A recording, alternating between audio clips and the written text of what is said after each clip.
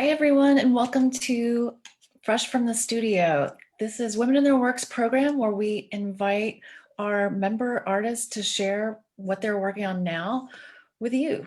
Tonight, we're going to find out about recent projects from Suzi Davidoff, Brooke Gassiot, Terra Goolsby, and Alyssa Taylor-Wendt.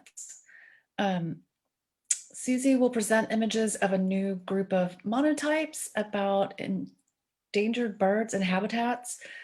Terra will discuss her works on paper and sculpture that explore identity and otherness. And Alyssa Taylor-Wendt and Brooke Gassiot will give us a tour of their new two-person exhibition called Vessel at ICOSA.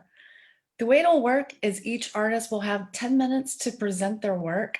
At the end of the presentations, we'll open it up for questions for the entire group, and then we'll break into breakout rooms where you can talk individually with the artist, and we'll explain how the breakout rooms pop up as we get closer to that. That'll be for about 8 to 10 minutes, and then we'll come back together, and we encourage everyone in the audience to share any upcoming events that you have. So if you are ready, we're going to start with Alyssa.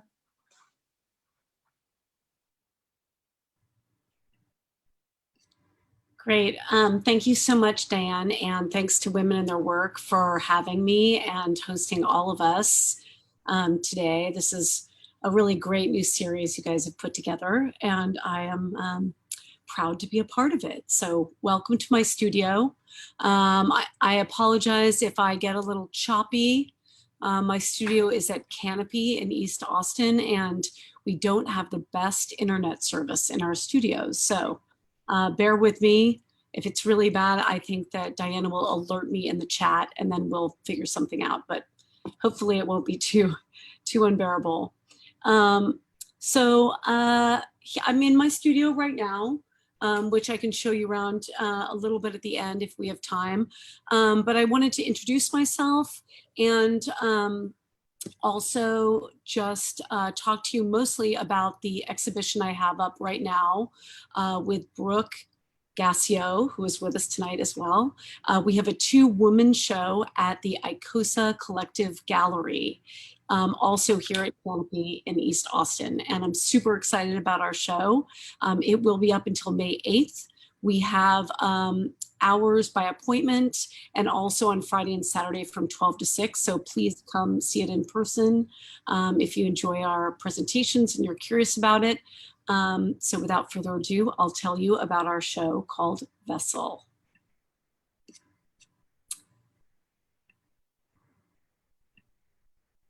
All righty. So most of the shows at ICOSA are two-person shows. Usually it's two members of ICOSA that show together, sometimes collaborate, sometimes show their own work. This is a combination image that I made of some new ceramic works of mine and an image from Brooke's amazing video installation. So the show was mostly based around this idea of inherited memory. I've been working on a film called TMI, which stands for the Memory Inheritance, that was shot in Detroit and Flint and Texas. And this 35-minute video is finally complete and on view at the gallery, which is very happy to be finally done with it. But you know, this idea, inherited memory, that we inherit more than just DNA from our ancestors, that we inherit you know, feelings and love and magic and trauma and failure, and how that works with our current collective consciousness and our sense of collective memory, and you know, how we sort of deal with our own heritage and ancestry, and what that means about how we walk through the world right now. So, you know, Brooke's work is already a little bit like this. You know, she addresses similar questions. So I thought it was really a great combination and a wonderful artist to work with since I was presenting this film. Here's a little silly shot of me in the gallery. We have a really awesome space over there. And please come visit, if not for this show, just we do have shows about every 6 weeks, and some really fun programming coming up. So this is the show called Vessel.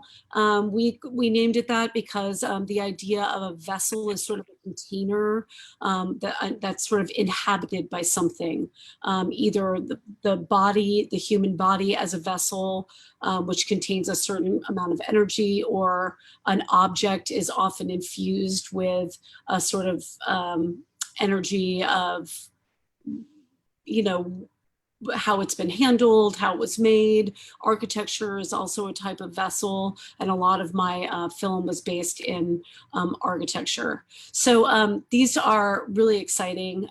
This is a brand new series called From Within. These are all at the show, and they are ceramic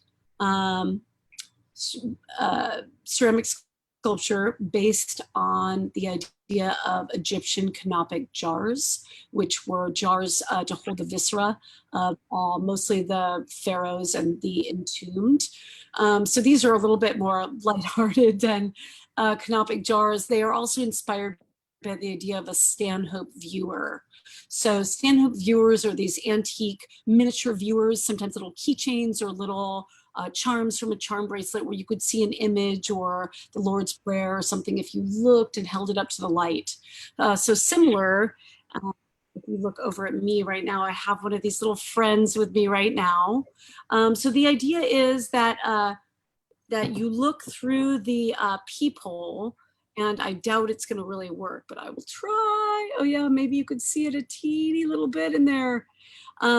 When you remove the head, the light that comes in illuminates an image on the inside. And the images of the rest of the canopic jars. So in each one of these, they have the image of the other 10. So this was very much a response to the isolation from this pandemic, from COVID, and feeling like even though I was alone, I still contained the essence and the spirits of all the people that I carry with me. Right? So very much connected to collective memory and inherited memory, like my film. Here is a little bit of a close-up through the peephole of these. This is super exciting. First time I've worked in ceramics. So again, this is my film. I was going to show you a little excerpt, but it's really easier if you come to the gallery and see it in person. So instead, I will show you about 15 images. And these are all, a little bit of a strange size. These are all what I call staged production stills. So they are not simply photographs. They are not screen grabs or freeze frames from the video. They are independent photographs that I, sorry, having a bit of a not wanting to lay properly. There we go. That's better. That's the real framing of the photo. Sorry about that. So what I do is during the filming, during the production itself, while I'm directing the film and the crew is perhaps changing the lens or moving a light, I quickly use the actors and the props and the locations that I'm already filming in, and I create new tableaus. So these are scenes that you don't see in the video, scenes that are sort of expand the narrative of the video. So to me, it seems a little bit more, I don't know, interesting to have related images that are not just repetition from the video itself. So just to tell you a little bit about the film, this was filmed in 22 different locations in Detroit, Flint, and Texas. And I took the idea that Carl Jung talks about when he talks about dream symbolism, and the idea that a house or a structure, a building, is a symbol for the spirit.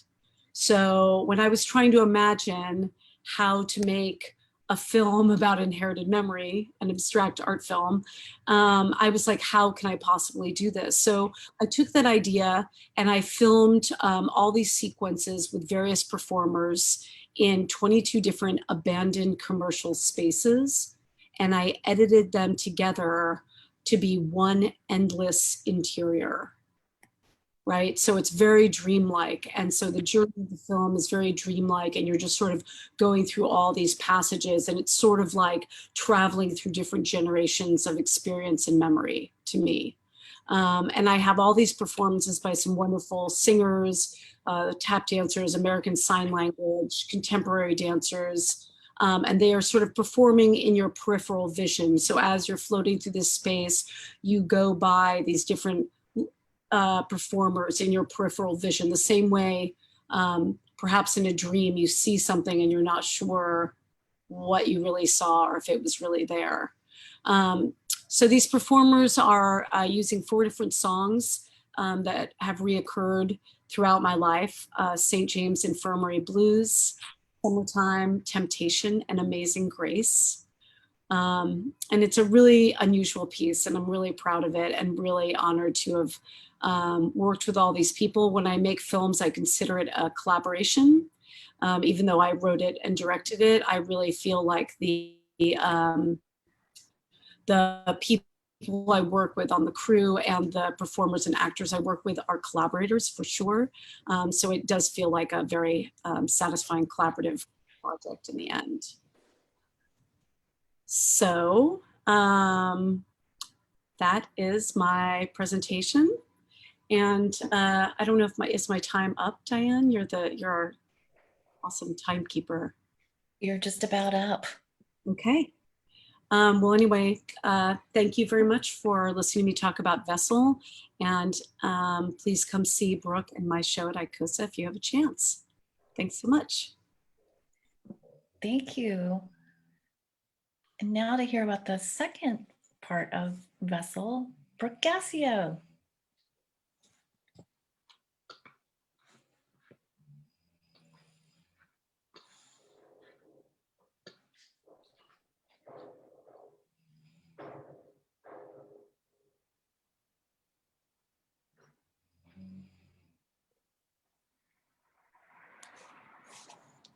Okay. Okay, can you see my slideshow here, Diane? Yes. Okay, perfect. Okay, thanks so much for having me. It's an honor to be able to present my work to you all. And congratulations I read an article today in Glass Tire saying that your archives were acquired by the Smithsonian, and that's just incredible. And I read in that article that Melissa Miller and Claudia Reese were some of your original members, and I took classes from Melissa Miller. She was one of my favorite teachers at UT. And then Claudia, I was actually her assistant for a few years while I was in college. So that was really neat to see today, especially. Okay, so Alyssa kind of gave you an intro to the show, and I'm just going to focus on my pieces now. This piece is a baby, a newborn baby, embroidered onto a quilt that was passed down through my family. And the significance of the baby is, this is actually called Vessel as well. It's named after the show, and the significance is that we're here in these temporary bodies, and that the comforts that we have, the bodies that we have, it's all temporary and ephemeral. And I love that moment where a baby is just like wailing into existence. And it shows up quite often in my work. These are some paintings that I did of my mother, my own hands, and my daughter's hands. And hands are fascinating to me. They hold so much energy, so many stories. These are, let's see. sorry, one second. They hold the history of our actions, they heal, they nurture, they work hard, they write, create, fiddle, and feel. And I wanted to celebrate the lineage of women in my family by painting our hands together. These are my mother's, mine, and my daughter's, and these are done in ink and gouache. This piece is called Inherit Figure. The materials are an inherited dress that was my great grandmother's, and her shoes as well. And I took videos of myself and installed them above and below the dress.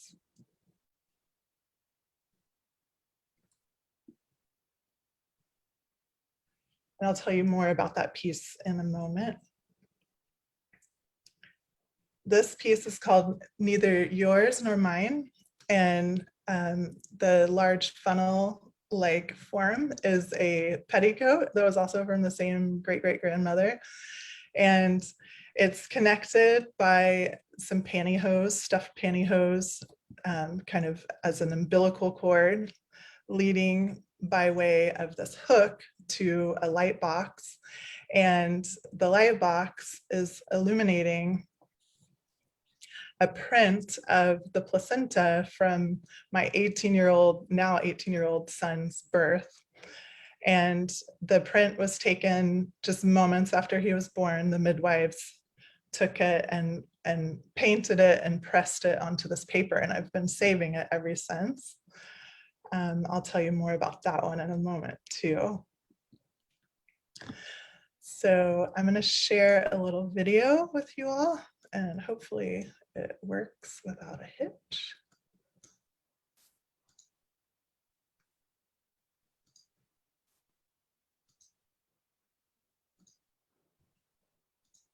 Here we go. Can you see the video? Okay. Okay, so this is Inherit Figure again, and I wanted to give you a video so that you could see the movement in it. Basically, when I pulled this piece out of the box that my mother gave me, I was just in awe of how tiny these little shoes were. And I have very large feet. I wear size 13 women's shoes, so I couldn't ever imagine fitting my feet inside of these shoes. So I kind of had a little fun with it and made my feet even smaller than the shoes. And the feet are kind of in waiting. They're just, she's like patiently waiting, but kind of stuck in this place. And then the waist on the skirt, the waistline is just so tiny, I couldn't imagine fitting in that either. I'm 6 feet tall, so it just blew me away that I came from the same lineage. And this is me fixing my hair over and over, kind of indicating grooming or hair, you know, fixing your hair, and what it is to be in a woman's body, things that we do every day. And I wanted to kind of allude to that, but also allude to the fact that I couldn't fit any longer in her role, that she was kind of stifled by what was expected of society to some extent. And so I wanted to hint at that as well. So here is Neither Yours Nor Mine. This is the placenta print again. And as you can see, the umbilical cord kind of turns over loudly. It makes a sound in the gallery. There's kind of a visceral physicality to it.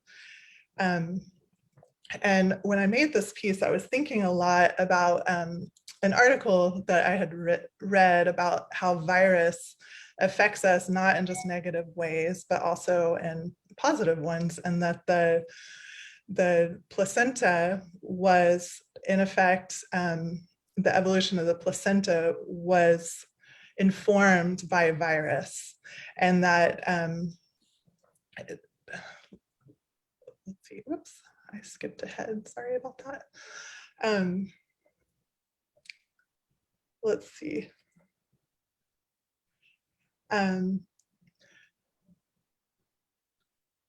let's see, I learned that the genomes that created the placenta in mammals evolved as a reaction to virus and used the intelligence of viruses as a blueprint, which is just fascinating to me because that's essentially how mammals can carry their young inside of their body and be nomadic and no longer leave, the young on the ground as eggs. And so I asked myself, is this the moment in evolution that pregnancy came to be? And I've always been fascinated by motherhood and pregnancy, and it shows up a lot in my work. So I'm going to go back now to my slideshow and just show you a little bit of my past work. This year, during the pandemic, I've had a lot more quiet, kind of pensive time, as we all have. And I was looking at old work, thinking about the themes that come up again and again in my work. And so I just thought it was kind of uncanny because a lot of the same, even imagery, is showing up in my work over and over as I get older.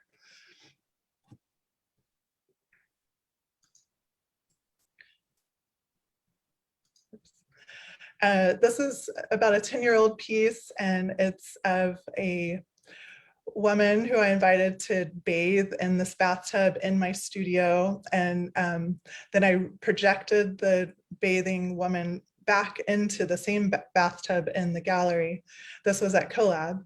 And I wanted to show her vulnerability, that she was in this kind of private moment of her daily life. And she had all these scars, and you can see her C-section scar, and it just shows the history of her life on her skin, on her body. This piece is a woman breastfeeding her baby, and she's in a chair, and she's in this protected house on an island. And so it's kind of expressing like the loneliness of early motherhood. This is a painting I did of my daughter and I. And this is called Empty Crib. And this was a baby who would bring himself to a cry and then calm himself down, self-soothe himself. And it just went in a cycle over and over again. And he makes you want to, pick him up and cuddle him. And you just can't, obviously, because it's a video. But it creates this tension where you want to care for the baby, but you're not able to. And my hope is that you just kind of confront that feeling of caretaking and empathy. And I'm constantly asking myself questions about my role as a mother, as a woman, whether these are inherited roles. Did I learn them? Did I pick them up myself?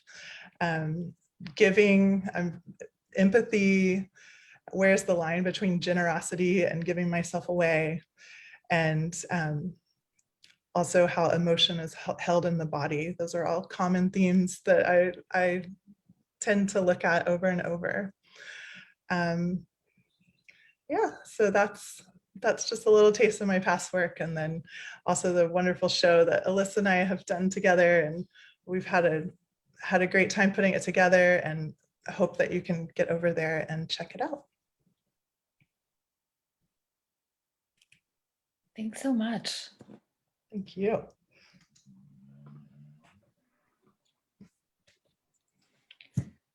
Next up is Suzi Davidoff. Hi, I'm actually in West Texas, in El Paso, and I work in West Texas, kind of all over West Texas.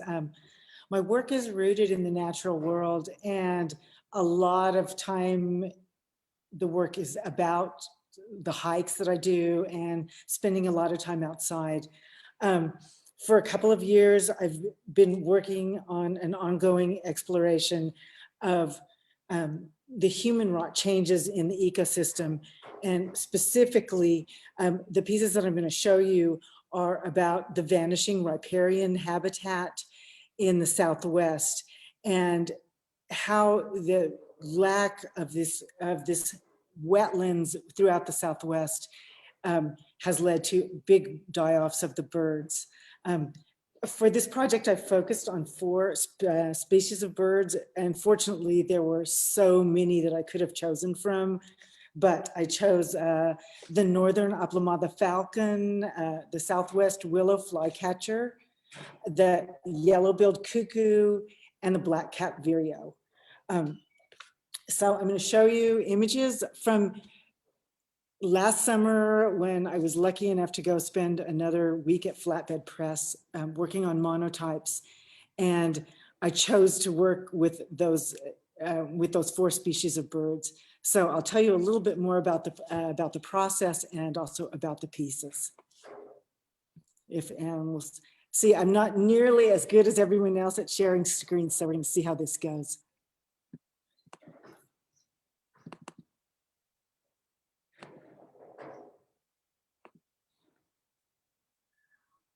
Okay, why didn't that work? Hang on, just one sec.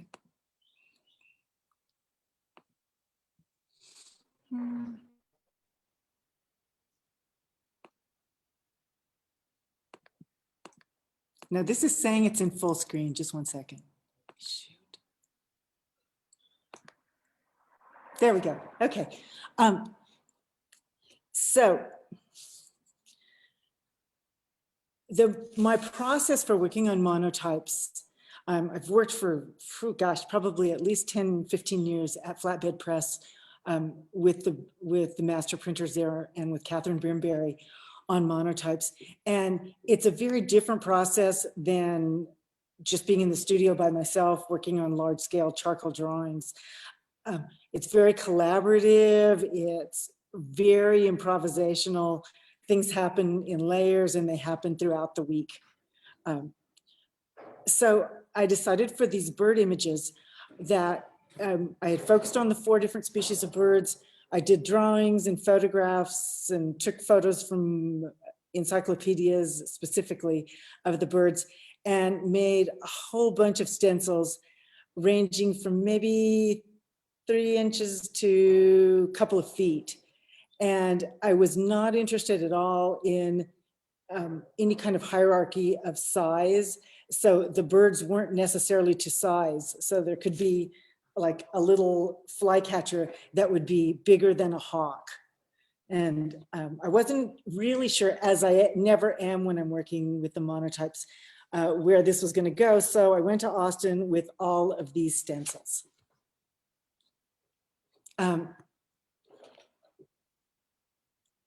So because, again, of this process of building layers and everything, when I got there, I found out that there were this is the new studio at Flatbed.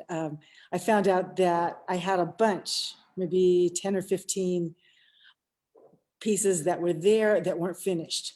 So I had these partial prints that I'd kind of forgotten about that had images of plants on them and all kinds of botanical drawings on them. And so we decided to use those as the basis for these layerings of the birds. And this is the master printer, Alex, and one of the assistant printers, Gabs, who were incredible to work with. And as I said, again, the whole process of working on monotypes is so collaborative and it feels very improvisational, almost like music, because you're responding to the last thing that you did and the last colors you did. And there's really no telling where the pieces are going to go. Like this one, when I look at the finished pieces, it's really hard for me to tell what this is. So, okay, this is, now I'm just going to show you some finished pieces till the end. So running throughout the southwestern desert is this riparian habitat, which is all, the rivers, the streams. Some of them are live all year, some of them are not.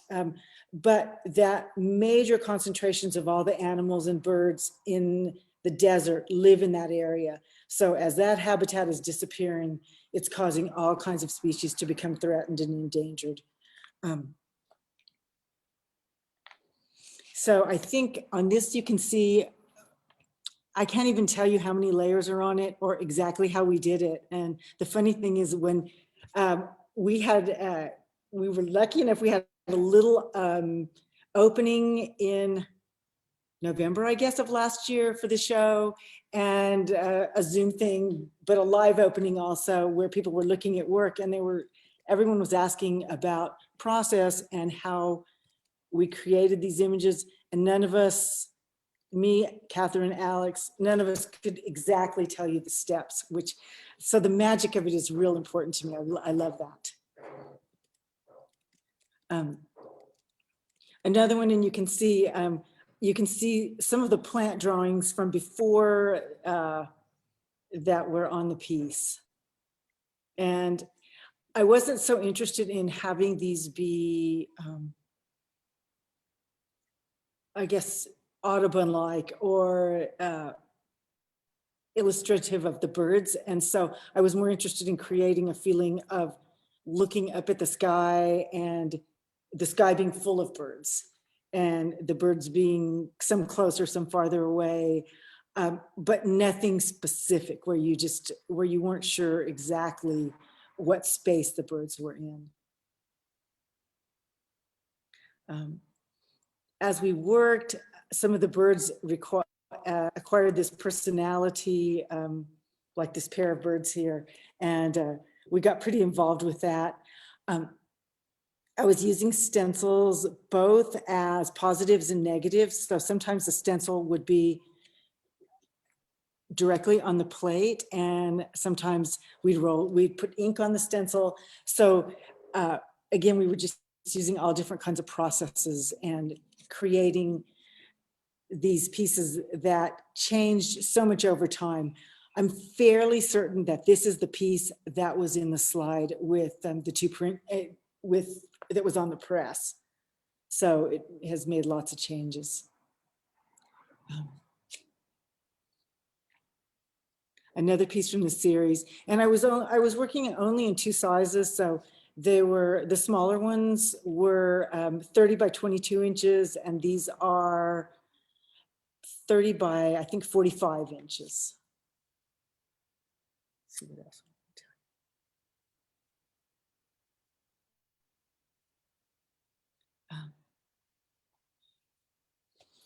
And I was also doing some blind drawings on the back of the pieces, putting an almost finished print down on a wet surface of ink and drawing on the back of it, and almost like carbon paper to get images on the front. So it adds an element of surprise because you never quite know if it's going to work or turn the whole thing purple. So this is another shot of some of the pieces that are in progress. A couple of them are finished, but not all of them. And I don't know if everyone, probably since most of you are in Austin, you might have had a chance to go over to the new flatbed space. But if not, it's really a beautiful space. It has a really nice gallery space, a community press where people can go and work and take classes, and then a professional studio with a couple of printers to work with. And Catherine and I have been working together for a really long time. And we also, every other year, hopefully this year later in September, we teach a drawing and printmaking class in Italy. And so we're hoping we get to do that again this year. And I'm really excited to be part of this with Women in Their Works. And thanks, Diane, for inviting me to be part of it. And it's great to see artists from other parts of the state. Thanks. Thanks so much. Let's see.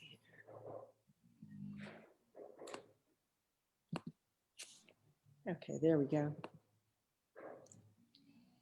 Great, thank you again.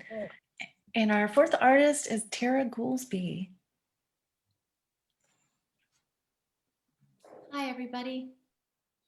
Can you hear me? Yeah. Okay, great. Thank you so much to Women in Their Work for hosting this and for having me tonight. I'm really excited to share, especially during this time when there's not as much sharing or connecting going on. My name is Terra Goolsby. I'm a Latinx artist working in Austin, Texas. I've been a practicing artist for, I want to say, over 15 years. I primarily work in sculpture, but I also do works on paper and installation from time to time. And today I just want to give you like a brief history of how I arrive at my material and my content. And then I want to talk about my current series that I'm working on. And then I'll just give you a quick whirl around my studio. And let's get into it. I'm gonna share my screen.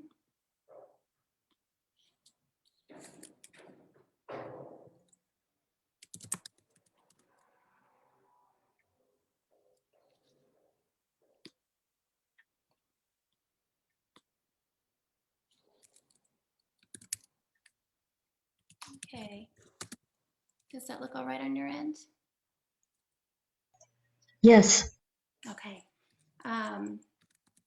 Yeah, so I went to grad school far away from home. I was in Providence, Rhode Island, and you know, I thought I was going to have this. I was going to get whisked away and just want to start this life out there, and instead, I ended up missing home a lot. And I was going through a lot of fast change. And so I chose to deal with that by researching my cultural heritage. I became really fascinated with Meso-American myth during that time. And I started to find themes that were mirroring my life. And one of the characters that I became pretty fascinated with was Kotlikwe. There's a picture of her here. And she is kind of like a volcano personified. She destroys in order to create, and she symbolizes fast and radical change. So I decided to try to interpret that using the language that I know best, which is sculpture and drawing. And I started this series called Tales of Former Objecthood, and I built these sculptures made out of paper to reference, you know, storytelling, and then I used fire to break them down, and then I used the remains to make the next piece, and then I documented it along the way, and I kept little relics. That image to the right is an example of one of the relics that I kept. So I burned that stack all the way down to a hunk of charcoal, and to the right are more relics. These are stacks of paper that just refused to burn all the way, and I thought they were beautiful, so I photographed them. So then I took that huge charcoal block and I made this gigantic drawing in my studio, and then I later exhibited it elsewhere.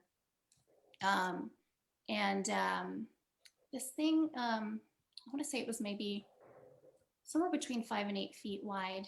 And then I took all of the chunks that broke off and I kept them in this glass container that I made. And that was kind of the final iteration of the piece's lifespan.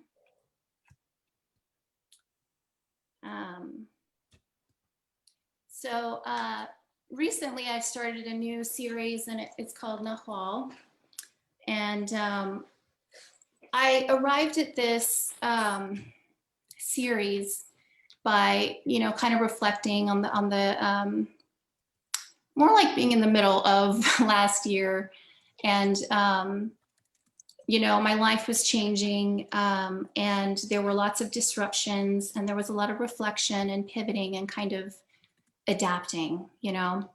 And I made the decision to kind of go with the flow. And to change the form and the structure of my life as an artist. And I knew I was going to be at home a lot. So I did two major things. I built out a home studio, which I've been wanting to do for a really long time. And then I cleared my calendar to just focus on this body of work and be in my studio at home. And then I searched for themes that had to do with things that are changing form in the middle of transformation, and that had a sense of fluidity to them. And so I started mining Meso-American myth, and I found Nahual, and a Nahual is a shapeshifter. And it's typically a person that changes into an animal. So I started this series of drawings, and I just quickly wanted to show you some visual reference. I look at, anatomical pictures, x-rays. These are just some animals that were part of, references that I look at. Most of these animals come from Central and South America, since that's where the stories come from. And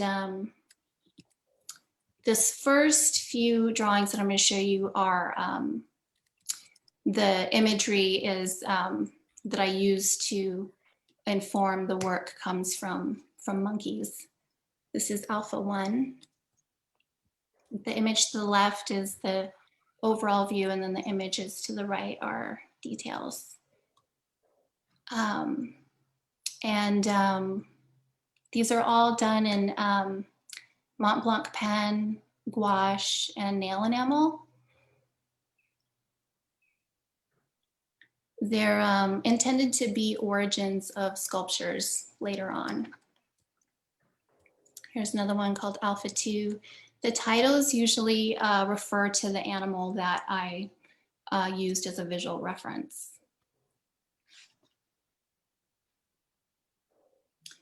And, as I said, these were the first few that I'm showing you are, I looked at a lot of monkey imagery, and did I skip one?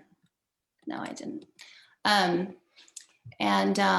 According to my birth date and Mayan culture, my Nahual is a monkey. So I guess that's why I started with that. Here's another one, Alpha 4. And apparently if you become disassociated from your animal, you can experience misfortune. It's just an interesting factoid. Next one is called Jaguar 1. I was looking at images of jaguars with this one, and it became really abstracted. I don't know where these are gonna end up, much like Suzi was saying earlier. I don't know where these are gonna go. I abstract them. I start with a basic line drawing. Here's another jaguar piece. And then, I just don't know exactly where they're gonna end up. And I always try to stay true within the process. I always try to stay true to the theme of the work. I think when something is transforming or going from one form into another, there's a lot of unknown. So I try to keep it loose and open. This one is called Blue Demon. This one went in an interesting direction. I started to look at more contemporary myth that had to do with shapeshifting or Nahualism. Those kinds of stories are usually more like, they're kind of akin to a werewolf story. It's usually a man, and they usually change into a wolf or a jaguar, a combination of the two. And in my head, I started to get into this narrative of like a Mexican wrestler kind of bursting out of his mask and turning into, some other being. This last one is called Nahual. In some stories, these people turn into a creature that has parts from lots of different animals. And so for this one, I looked at a lot of different visual reference material and ended up with something that looked pretty unique. So I titled this one Nahual.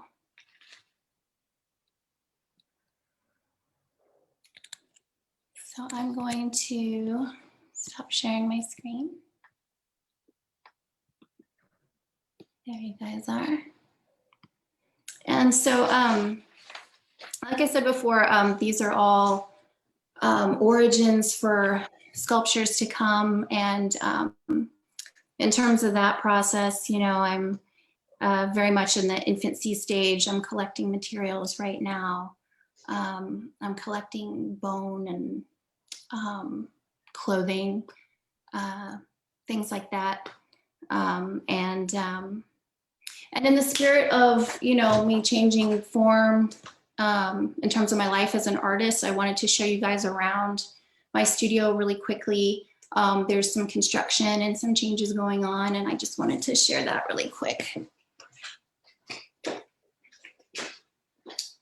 I've been doing a lot of painting and organizing. Some shelves down there. I installed a flat file.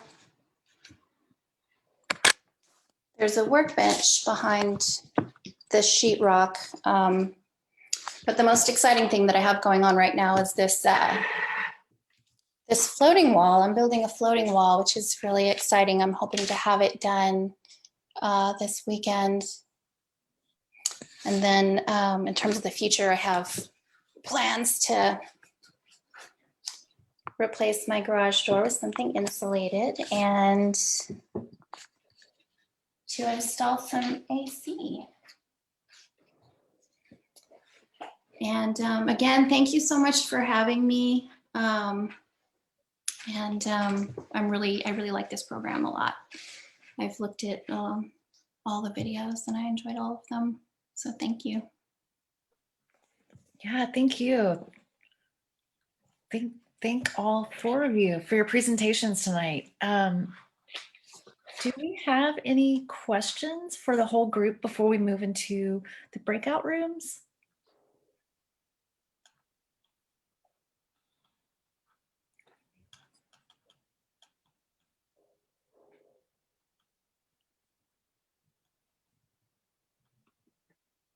Well, if we're feeling a little quiet now, I think we'll head into the rooms and then we can have group chat at the end too. But yeah, so for this segment, we'll have each artist will be in her own breakout room, and you're welcome to drop in there to ask any questions you have or chat and just hang out. If you're off camera and you were not expecting to be on camera, you're welcome to stay off camera and just chat, listen, participate.